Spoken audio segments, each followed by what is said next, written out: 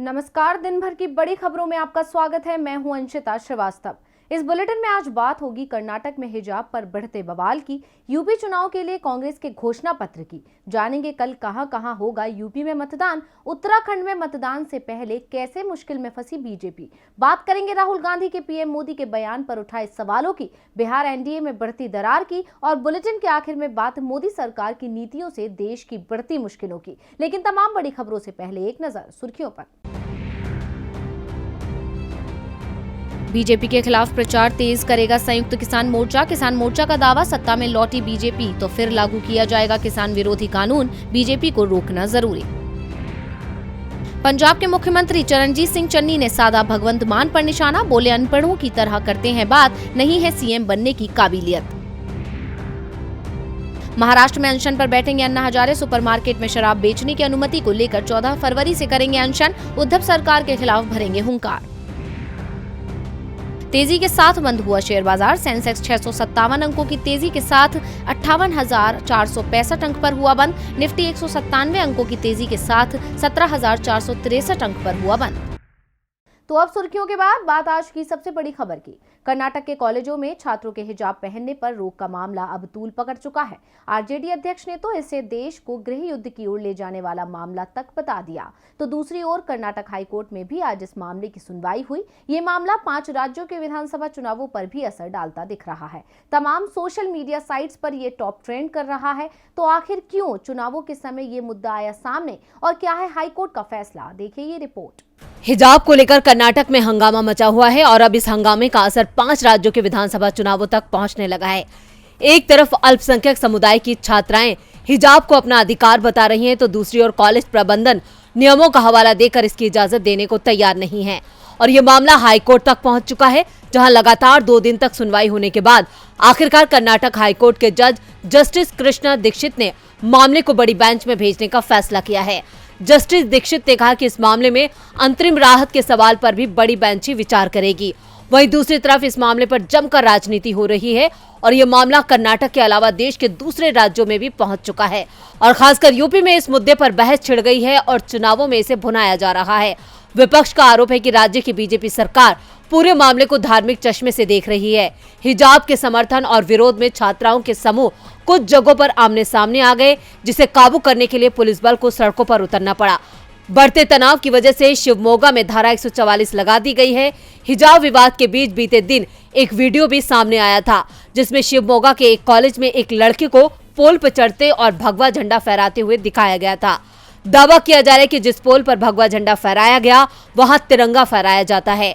बवाल बढ़ता देख 3 दिन के लिए राज्य के सभी स्कूल कॉलेजों को बंद कर दिया गया है। और वहीं इस मामले पर कांग्रेस महासचिव प्रियंका गांधी और AIMIM चीफ ओवैसी ने भी लड़कियों के अधिकारों की बात करते हुए कर्नाटक की बीजेपी सरकार को घेरा है। उनका कहना है कि कोई किसी को इसके लिए बाध्य नहीं कर सकता कि किसको क्या पहनना चाहिए। AIMIM चीफ असदुद्दीन ओवैसी ने कहा, इस मसले पर नफरत फैलाई जा रही है। मशहूर अभिनेता कमल हसन ने कहा, इस विवाद के जरिए सांप्रदायिक दीवार खड़ी की जा रही है। इन सब के बीच बीजेपी नेता और बम्बई सरकार में ऊर्जा मंत्री सुनील कुमार के बयान से मामला और बिगड़ता दिख रहा है। ऊर्जा मंत्री ने दावा किया, अगर कांग्रेस सत्ता में आती है तो वो एक ऐसा कानून बना सकते हैं जिससे हिंदुओं को हिजाब पहनना होगा। बीजेपी नेता के बयान से साफ है वो इस मामले को वोट बैंक के चश्मे से ही देख रहे हैं। ऐसे में अब सभी की निगाहें कोर्ट के फैसले पर टिकी हैं, लेकिन फैसला क्या आएगा वो तो बाद में पता चलेगा। हालांकि विपक्ष का तो यहाँ तक कहना है कि बीजेपी ने जानबूझकर चुनावों से पहले इस तरह का विवाद शुरू करवाया है। हिजाब मामले का असर यूपी चुनावों पर भी पड़ सकता है। वैसे विपक्ष की पूरी कोशिश है कि इसे लेकर यूपी में वोटों का ध्रुवीकरण कराने की कोशिश सफल ना हो। विपक्ष जनता के सामने मुद्दों और अपने वादों के सहारे जाने की कोशिश कर रहा है। बीते दिनों बीजेपी और सपा की ओर से अपना घोषणा पत्र जारी किया गया था, तो आज कांग्रेस ने अपना घोषणा पत्र जारी किया। तो कांग्रेस ने यूपी की जनता के लिए क्या क्या किए वादे, देखिए ये रिपोर्ट। विधानसभा चुनाव के चलते यूपी में इस वक्त वादों की बौछार हो रही है। बीते दिन समाजवादी पार्टी और सत्ताधारी बीजेपी ने अपने संकल्प पत्र जारी कर जनता को लुभाने की कोशिश की थी, तो आज उनकी कोशिशों को नाकाम करने के लिए कांग्रेस ने अपना घोषणा पत्र जारी किया है। जिसका नाम उन्होंने उन्नति विधान रखा है। अपने घोषणा पत्र को जारी करने से पहले प्रियंका गांधी ने कहा कि तीनों घोषणा पत्र में शामिल बातें लोगों से बात करने के बाद शामिल की गई हैं। साथ ही दूसरी पार्टियों पर तंज कसते हुए उन्होंने कहा कि कांग्रेस ने दूसरी पार्टी की तरह अन्य पार्टी के सुझाव अपने घोषणा पत्र में नहीं डाले हैं। प्रियंका ने अपने तीसरे और आखिरी घोषणा पत्र में किसानों, युवाओं और महिलाओं पर खासा फोकस किया है और महंगाई, बेरोजगारी को तीनों घोषणा पत्र में शामिल किया है। तो आपको बता दें कि कांग्रेस के तीसरे और आखिरी घोषणा पत्र में प्रियंका गांधी ने बताया किसानों का पूरा कर्ज माफ होगा। सरकार बनने पर 10 दिनों के अंदर ऐसा किया जाएगा। 2500 रुपए क्विंटल गेहूं, धान, 400 रुपए क्विंटल में गन्ना खरीदा जाएगा। बकाया बिजली बिल माफ होगा। कोरोना की आर्थिक मार झेलने वाले परिवार को 25,000 रुपए दिए जाएंगे। 20 लाख सरकारी रोजगार दिलाएंगे। पूरा खाका तैयार है। 12 लाख सरकारी पद खाली हैं। बीजेपी सरकार ने भर्ती नहीं की है। 40% रोजगार महिलाओं को आरक्षण के तहत दिए जाएंगे। कोई भी बीमारी होगी तो 10 लाख तक का इलाज मुफ्त होगा। आवारा पशु से होने वाले नुकसान पर 3,000 का मुआवजा दिया जाएगा। गोधन योजना के तहत गोबर को 3 रुपए किलो से खरीदा जाएगा। मध्यम वर्ग को किफायती आवास देंगे। ग्राम प्रधान का वेतन 6,000 रुपए प्रति माह बढ़ाएंगे। कोरोना के दौरान जान गंवाने वाले कोविड योद्धाओं को 50 लाख का मुआवजा मिलेगा। स्कूल फीस को बढ़ने से रोकेंगे। शिक्षकों के खाली 2 लाख पद भरे जाएंगे। एडहॉक शिक्षकों, शिक्षा मित्रों को अनुभव अनुसार नियमित किया जाएगा। कारीगरों, बुनकरों के लिए विधान परिषद में एक आरक्षित सीट दी जाएगी। पूर्व सैनिकों के लिए विधान परिषद में एक सीट दी जाएगी। पत्रकारों के खिलाफ दर्ज मुकदमों को खत्म करेंगे। दिव्यांग लोगों के लिए 3,000 का मासिक पेंशन दिया जाएगा। महिला पुलिस कर्मियों को उनके गृह जनपद में पोस्टिंग की अनुमति देंगे। इससे पहले कांग्रेस ने 21 जनवरी को भर्ती विधान और उससे पहले 8 दिसंबर को शक्ति विधान जारी किया था, जिसमें खास तौर पर महिलाओं पर फोकस किया गया था। अब देखना होगा कि कांग्रेस के ये तीनों घोषणा पत्र उसे यूपी में कितना फायदा पहुंचा पाते हैं। कांग्रेस के घोषणा पत्र में आम आदमी पार्टी से लेकर छात्रों तक का ख्याल रखा गया है। कांग्रेस अपना घोषणा पत्र यूपी में पहले दौर के मतदान से एक दिन पहले लेकर आई। कल यानी 10 फरवरी को यूपी में 58 सीटों पर वोटिंग होनी है। पहले दौर का प्रचार अभियान तो बीते दिन ही बंद हो चुका था। इसके बाद सभी दलों ने उन सीटों पर प्रचार में तेजी ला दी है जहां 14 फरवरी को दूसरे दौर में वोटिंग है। तो आज कहां किस दल ने दिखाई ताकत, देखिए ये रिपोर्ट। यूपी में दूसरे दौर के प्रचार में आज मौसम ने खलल डाल दिया। सभी पार्टियों को अपनी कई रैलियों और रोड शो को रद्द करना पड़ गया। अखिलेश यादव और सीएम योगी का रामपुर दौरा खराब मौसम के चलते रद्द कर दिया गया। इसके अलावा एआईएमआईएम चीफ ओवैसी को भी अपना बिजनौर दौरा रद्द करना पड़ा। वहीं कांग्रेस महासचिव प्रियंका गांधी आज लखनऊ में थी, जहां उन्होंने कांग्रेस का उन्नत विधान नाम का तीसरा और आखिरी घोषणा पत्र जारी किया। बीजेपी ने उत्तराखंड के लिए अपना संकल्प पत्र जारी किया। पार्टी के राष्ट्रीय अध्यक्ष जेपी नड्डा ने केदारनाथ में जनसभा की। उन्होंने दावा किया कि मोदी सरकार का सबसे ज्यादा ध्यान युवाओं पर है। एक साल में 60 लाख नौकरियों की व्यवस्था केंद्रीय बजट में की गई है। इस बीच समाजवादी पार्टी ने कांग्रेस के समर्थन का ऐलान किया है। प्रतापगढ़ की रामपुर खास सीट से सपा अब अपना उम्मीदवार नहीं उतारेगी। इस सीट पर कांग्रेस नेता प्रमोद तिवारी की बेटी अनुराधा मिश्रा कांग्रेस की उम्मीद है।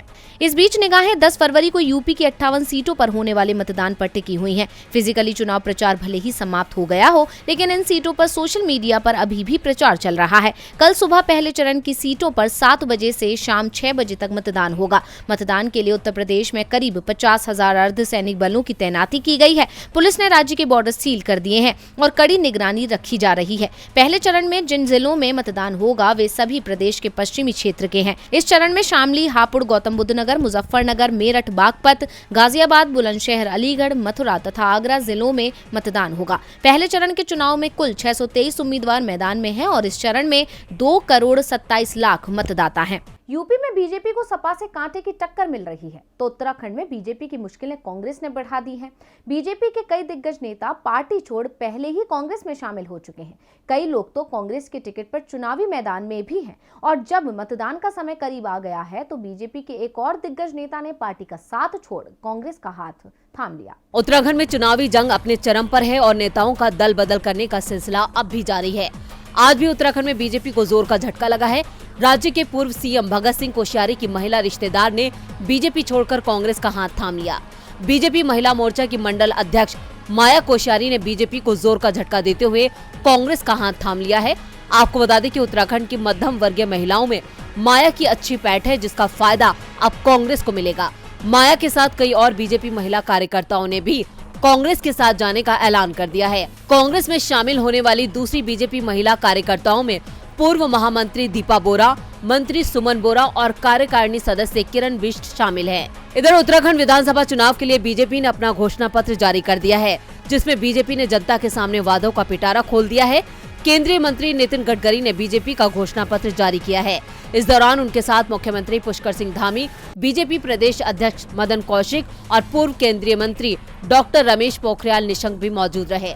उत्तराखंड में सत्ता वापसी के लिए बीजेपी कोई कोर कसर नहीं छोड़ना चाहती, इसलिए प्रचार में धार देने के लिए प्रधानमंत्री नरेंद्र मोदी 10 फरवरी को उत्तराखंड पहुंच रहे हैं। पीएम मोदी प्रदेश में 2 बड़ी रैलियों को संबोधित करेंगे और बीजेपी के लिए वोट मांगेंगे। उत्तराखंड में 14 फरवरी को मतदान होना है, जिसके लिए चुनावी प्रचार काफी जोर शोर से चल रहा है। लेकिन बीजेपी महिला मोर्चा की अध्यक्ष माया कोश्यारी का कांग्रेस में जाना बीजेपी की जीत की राह को और मुश्किल जरूर बना देगा। बागियों के चलते बीजेपी मुश्किल में दिखाई दे रही है। यूपी, उत्तराखंड, गोवा और मणिपुर में उसके लिए सत्ता बचाना मुश्किल होता दिख रहा है। बीजेपी की मुश्किलों को कांग्रेस सांसद राहुल गांधी ने भी बढ़ा रखा है। कल राष्ट्रपति के धन्यवाद प्रस्ताव पर पीएम के दिए बयान को लेकर राहुल गांधी ने सवाल उठाए कि नेहरू के काम तो गिना दिए, अपने भी गिना दो, जो 7 साल में किए हैं। और क्या कहा राहुल ने, देखिए ये रिपोर्ट। देश के 5 राज्यों में चुनावी माहौल है। सभी राजनीतिक दल एक दूसरे पर तंज कसने का कोई मौका नहीं छोड़ना चाहते।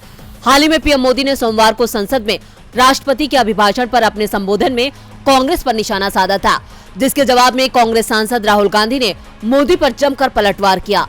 राहुल का कहना है कि मोदी जी के पास कांग्रेस के अलावा कुछ भी नहीं है बोलने के लिए। वो जनता से किया हुआ वादा भूल चुके हैं। जनता उनसे उनके कर्मों का जवाब मांग रही है, लेकिन हमारे मोदी जी कांग्रेस पर ही अटके हुए हैं।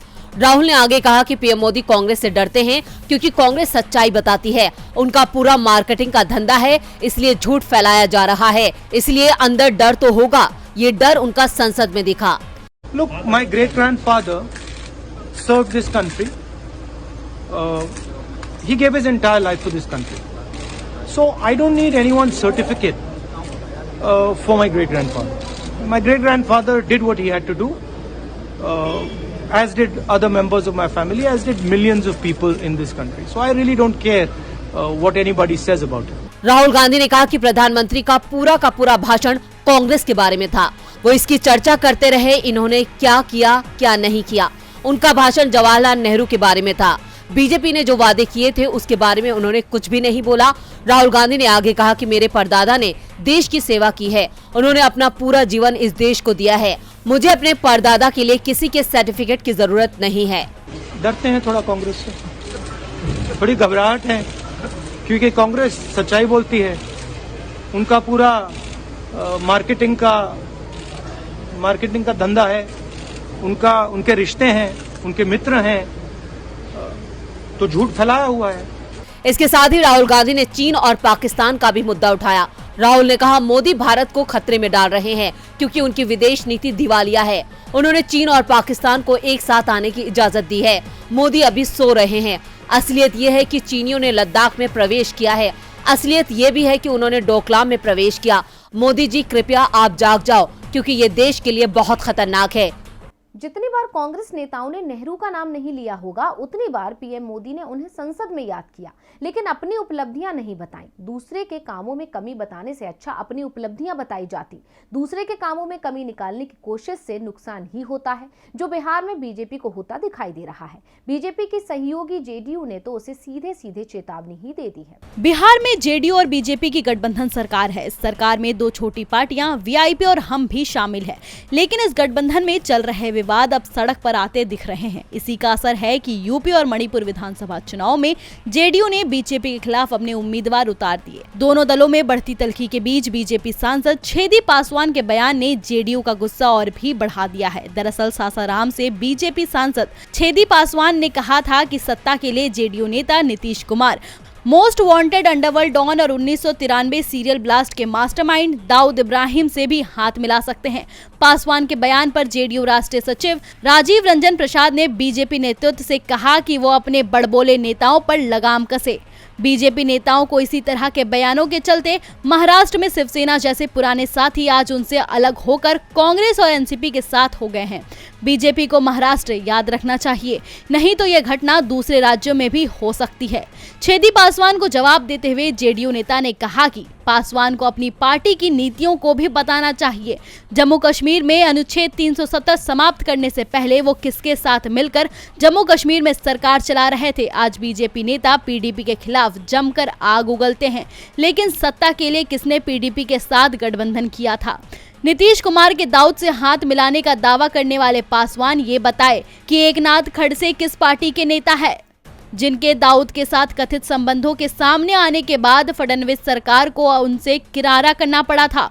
जेडीयू नेता यही नहीं रुके, उन्होंने बिहार बीजेपी अध्यक्ष संजय जायसवाल पर तंज कसते हुए कहा कि जायसवाल शराबबंदी को गलत बता रहे हैं। वो सवाल कर रहे हैं कि इससे क्या लाभ हुआ। अगर उन्हें शराबबंदी के लाभ देखने हैं तो वो बिहार के गाँवों में जाए, इसका लाभ साफ साफ दिखाई दे जाएगा। लेकिन हम बीजेपी से ये सवाल पूछना चाहते हैं कि वो हमें ये बताए कि मोदी सरकार ने जो नोटबंदी की थी उसका क्या लाभ हुआ। बीजेपी नोटबंदी का एक भी लाभ बता दे, यदि कोई हो तो इसके बारे में बताना चाहिए, जिससे कई लोग बैंकों और एटीएम के बाहर अंतहीन कतारों में अपनी बारी का इंतजार करते हुए मर गए। जेडीयू के सवालों से ये साफ है कि बिहार में जल्द ही कोई बहुत बड़ा सियासी बदलाव हो सकता है और इस बार शायद ये रात के अंधेरे में नहीं बल्कि दिन के उजाले में हो। और बुलेटिन के आखिर में बात संसद में मोदी सरकार के मंत्री ने कैसे खोली अपनी ही सरकार की पोल। देश में हर हाथ को काम देने का वादा करने वाली मोदी सरकार के राज में बेरोजगारी दिनों दिन बढ़ती जा रही है। आलम यह है कि पढ़े लिखे लोगों को भी काम नहीं मिल रहा है। महामारी ने तो बेरोजगारी दर में इस कदर इजाफा कर दिया कि लोग मजबूरन अपनी जान देने को भी तैयार हो गए। जी हाँ, अपनी नाकामी को खुद मोदी सरकार ने संसद में पेश किया है और बताया कि नौकरी ना मिलने के चलते कितने लोगों ने जान गंवाई। जिंदगी को चलाने के लिए पैसा चाहिए, पैसा कमाने के लिए नौकरी चाहिए, लेकिन जब नौकरी ना मिले तो इंसान लाचार हो जाता है और वो बेबसी उसे ऐसा मजबूर कर देती है कि वो अपनी जान भी दांव पर लगा देता है। देश में इस वक्त यही आलम है। इस कोरोना काल में तो हजारों की संख्या में लोगों ने अपने ही हाथों जीवन को मिटाया है। सरकार ने आज संसद में बेरोजगारी की वजह से अपनी जान देने वालों का एक आंकड़ा पेश किया है। सरकार ने राज्यसभा को बताया कि 3 साल के अंदर बेरोजगारी की वजह से 10,000 लोगों ने जान गंवाई है। इसके अलावा 2018 से 2020 के बीच 16,000 से ज्यादा लोगों ने दिवालियापन या कर्ज की वजह से जिंदगी की जंग हारी है। केंद्रीय गृह राज्य मंत्री नित्यानंद राय ने कहा कि दिवालियापन या कर्ज के कारण 2020 में 5,213 लोगों ने, 2019 में 5,908 और 2018 में 4,970 लोगों ने जान गंवाई। एक लिखित सवाल के जवाब में उन्होंने बताया कि बेरोजगारी के कारण 2020 में कुल 3,548 लोगों ने, 2019 में 2,851 और 2018 में 2,774 लोगों ने गलत कदम उठाया।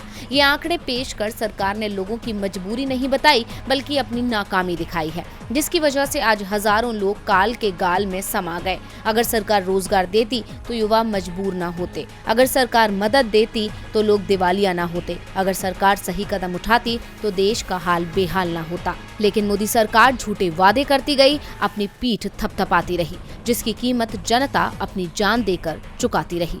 तो आज इस बुलेटिन में बस इतना ही। देखते रहिए डीवी लाइव। नमस्कार।